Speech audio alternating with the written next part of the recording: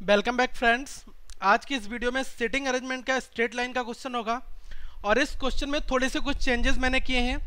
जैसे कि अभी तक हम क्वेश्चन जो करते हैं साउथ और नॉर्थ पोल पर जो लोग बैठते हैं उसमें हमें पता होता है कि कौन सी वाले एंड पर कितने लोग बैठेंगे, ओके। लेकिन यहाँ पर मुझे ये नहीं पता होगा कि कितने लोग हमारे किस रो में बैठे हुए हैं, ओके। तो यहाँ पर बस उन लोगों के नाम नहीं पता होंगे, तो इस टाइप के क्वेश्चंस को भी हमें बनाना होगा। फाइन, तो आप इस वीडियो को सब्सक्राइब कर लें। अगर आप पहली बार ये वीडियो देख रहे हैं तब चैनल को सब्सक्राइब करें और साथ में दोस्तों इस वीडियो को लाइक करें। कमेंट करके आप हमें बताएं कि आपको ये वीडियो कैसी लगी और साथ में इस वीडियो को शेयर जरूर करें। तो आइए सबसे पहले क्वेश्चंस की ओर मूव करते हैं। इसमें लिखा हुआ है there are 10 people ABCDE and PQRST। ये 10 लोग हैं और ये दो रो में बैठते हैं M और N में।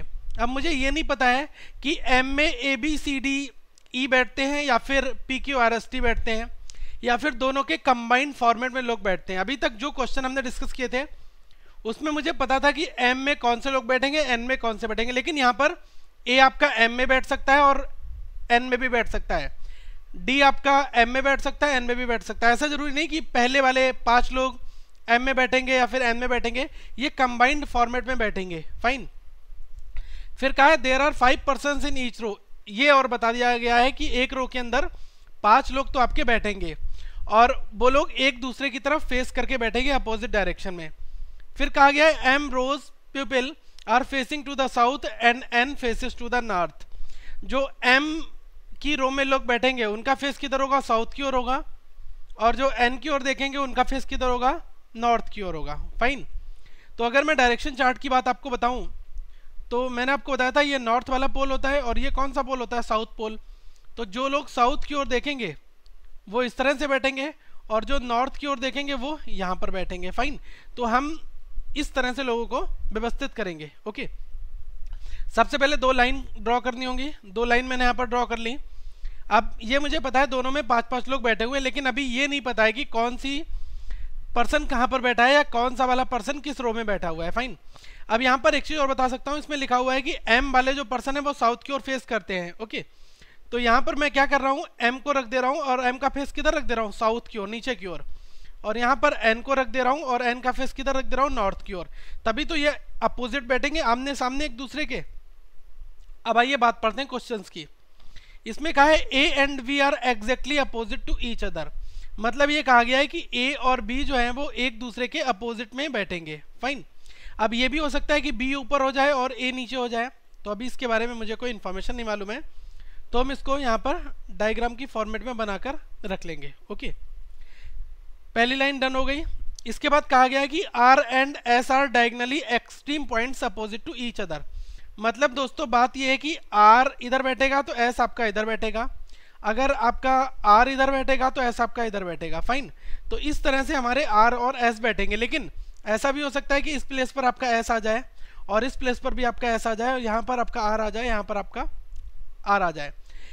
मेरे कहने का मतलब ये है कि दोनों डायगनली अपोजिट बैठेंगे। अगर इस लाइन में कुछ पर्सन बैठे हैं तो जो कॉर्नर वाला पॉइंट होगा वो R और S के लिए होगा या फिर R और S इधर पर होंगे, मतलब वो डायगनली अपोजिट होंगे। अगर यहाँ पर R आ जाएगा तो S इधर आएगा, अगर इधर S आ जाएगा तो R इधर आ जाएगा, ठीक है। ऐसा नहीं कि दोनों एक ही लाइन में बैठ जाएंगे कि आपने R को इधर बैठा दिया, S को इधर बैठा दिया, तो ये आपका अरेंजमेंट नहीं बनेगा।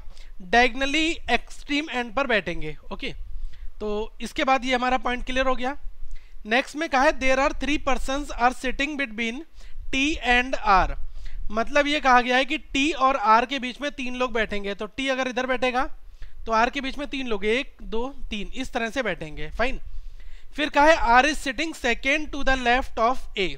अब देखो A कहीं पर बैठेगा तो A के सेकेंड लेफ्ट में मुझे R को बैठाना होगा, इस बात को मुझे अभी ध्यान रखना है। अभी मैंने कोई इन्फॉर्मेशन ड्रॉ नहीं की क्योंकि मुझे कंफर्म प्लेस नहीं मिला है। A और B का अगर कंफर्म प्लेस मिल जाता तो मैं ये वाली लाइन रख देता, लेकिन जैसे ही मैं आगे बढ़ता हूँ मुझे मिलता है B is sitting in the row N। मतलब B जो है वो N वाली रो में बैठा है, तो हमने मान लिया B यहाँ पर बैठा हुआ है। फाइन, B इधर बैठा है। अब ये एक बार पता थी कि A और B एक दूसरे के अपोजिट में बैठे हैं। जब B यहाँ बैठा है तो A हमारा किधर बैठ जाएगा, A हमारा इधर आ जाएगा। A और B अपोजिट डायरेक्शन बैठे, ये वाली हमारी एग्जीक्यूट हो गई कंडीशन। फिर यहाँ पर आपने एक चीज देखी थी, इसमें लिखा था कि R is sitting second to the left of A। मतलब ए के सेकेंड लेफ्ट में कौन बैठेगा, आपका आर बैठेगा। अब ए का फेस साउथ की ओर है तो ए का लेफ्ट किस तरफ होगा, ए का लेफ्ट हम इधर बढ़ेंगे, इस वाले डायरेक्शन में जाएंगे। तो ए के सेकेंड राइट में आर बैठा है, मतलब फर्स्ट और सेकेंड राइट में कौन बैठ गया, आर बैठ गया यहाँ पर। ओके, अब 3% मैंने बैठा दिया, 3% के लिए मैं ऊपर पर लाइनें ड्रॉ कर दूंगा। ओके, फिर एक चीज कही गई है, टी और आर के बीच में 3% बैठेंगे, ये कहा गया है ना, टी और आर के बीच में 3%। और एक चीज मुझे और पता है कि आर जो है एक्सट्रीम एंड पर बैठेगा, क्योंकि यहां पर स्टार्टिंग में कंफर्म कर दिया गया था कि आर और एस जो है वो डायगनली एक्सट्रीम होंगे।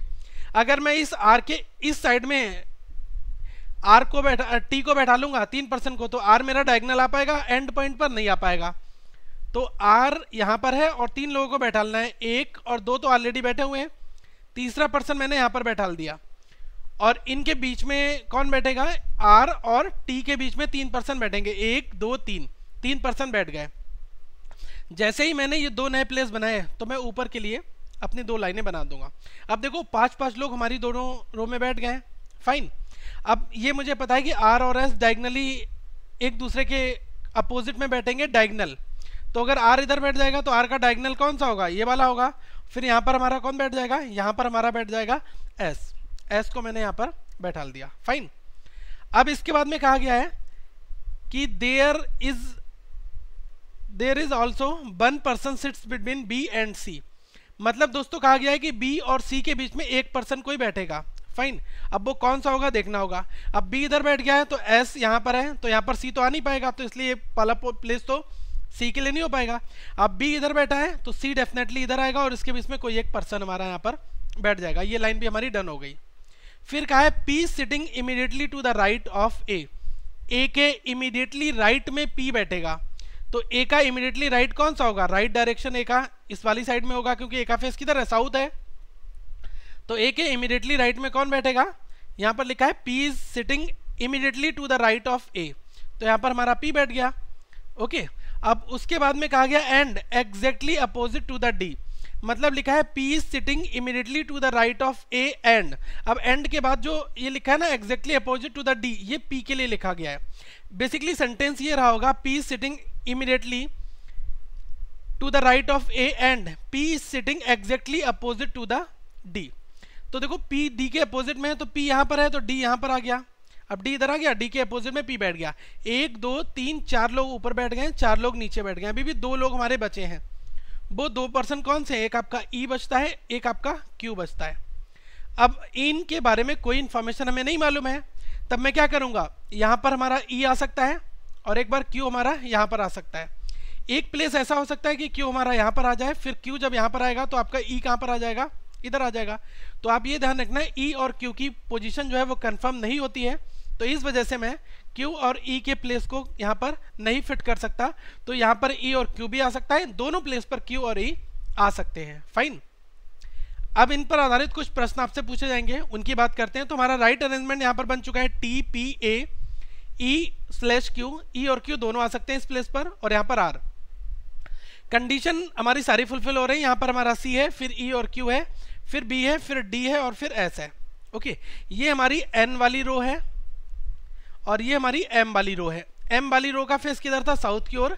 एन वाली रो थी, उसका फेस किधर था, नॉर्थ की ओर। ओके, क्योंकि ये एरो मैंने ऊपर की ओर बनाया है, तो ऊपर के लिए डायरेक्शन में क्या होता है, नॉर्थ होता है, फाइन। अब इन पर आधारित कुछ प्रश्न है, उनकी बात कर लेते हैं। इसमें कहा गया है which one of the diagonally opposite pairs eight extreme ends. इसमें आपको डायगनली अपोजिट पेयर बताने हैं। मतलब क्वेश्चन में कहा गया है कि आपकी जो 2 लाइन है, एक पर्सन यहाँ बैठा है, एक पर्सन यहाँ बैठा है, एक पर्सन यहाँ बैठा है, एक पर्सन यहाँ बैठा है, तो इनके पेयर बने होंगे ना, तो वो आपको बताना है। पहला पेयर आपका कौन सा होगा, एक ये वाला पर्सन और ये वाला पर्सन, उसके बाद एक ये वाला पर्सन और ये वाला पर्सन, ऐसे 2 पेयर आपको देखने हैं। तो देखो यहाँ पर हमारा कौन बैठा है, आर बैठा हुआ है और यहाँ पर एस बैठा है, तो पहला पेयर आर और एस हो गया। फिर एक टी और सी, सी और टी भी बोल सकते हैं, टी और सी भी इसको बोल सकते हैं, फाइन। तो आर एस और टी और सी। ओके, तो देखो आर एस एंड टी और सी, तो हमारा ये वाला जो सेकंड ऑप्शन दिया है ये हमारा करेक्ट आंसर हो जाएगा, फाइन। फिर एक क्वेश्चन पूछा है which one is sitting in the row N. अब इसमें पूछा है रो एन जो है उसमें कितने लोग बैठे हैं, तो देखो एस डी और बी और क्यू और ई के बाद में सी बैठा है, फाइन। तो यहाँ से मैं क्या कह सकता हूँ, एस बैठा है, फिर डी बैठा है, फिर बी, और यहाँ पर ई और क्यू में से कोई एक पर्सन बैठेगा, उसके बाद में सी। तब आपको ये करेक्ट ऑर्डर देखना है कि एन वाली रो में कौन से पर्सन बैठे हैं। तो पहला एस डी बी ई और सी, तो ई तो कंफर्म नहीं है, यहाँ पर क्यू भी हो सकता है, तो पहला ये करेक्ट है। इसके बाद में लिखा है S D B Q C, ये भी हमारा करेक्ट नहीं है क्योंकि क्यू के प्लेस पर ई भी हो सकता है। फिर लिखा है एस डी बी, यहाँ पर ए तो नहीं है, यहाँ पर क्यू या ई आएगा। ओके, तो ये हमारा गलत हो गया। फिर लिखा है आइदर 1 और 2। अब देखो, क्या 1 और 2 में से कोई आपका केस आ सकता है? बिल्कुल आ सकता है, क्योंकि या तो आपका ई और सी होगा या तो आपका क्यू और सी होगा यहाँ पर। फाइन, क्योंकि ई स्लैश क्यू लिखा है तो या तो आपका ई और सी बनेगा या तो आपका क्यू और सी बनेगा, और बाकी के जो हमारा एस डी और बी है ना, ये हमारे सेम यहाँ पर रहेंगे। फाइन, तो यहाँ से मैं कह सकता हूँ आइदर 1 और 2, यही हमारा पॉसिबल भी बन सकता है। तो इस पर आधारित बहुत सारे प्रश्न बन सकते हैं, लेकिन अगर आपका डायग्राम ठीक है तब आप ऐसे क्वेश्चंस बना सकते हैं। ओके, ऐसे क्वेश्चंस हमें क्लर्क के एग्जाम्स में मिलेंगे और आरआरबी के एग्जाम्स और आईबीपीएस के एग्जाम्स में मिलते रहेंगे। फाइन, तो दोस्तों आप इस वीडियो को लाइक करिए, कमेंट करके बताइए आपको ये वीडियो कैसी लगी, और इस वीडियो को शेयर करना ना भूलें, ज़्यादा से ज़्यादा लोगों तक इस वीडियो को पहुँचाएं। फाइन, और आप पहली बार ये वीडियो देख रहे हैं तब आप इस चैनल को सब्सक्राइब कर लें, फेसबुक के पेज और ग्रुप को हमारे ज्वाइन कर लें। So thanks for watching this video. Have a good day.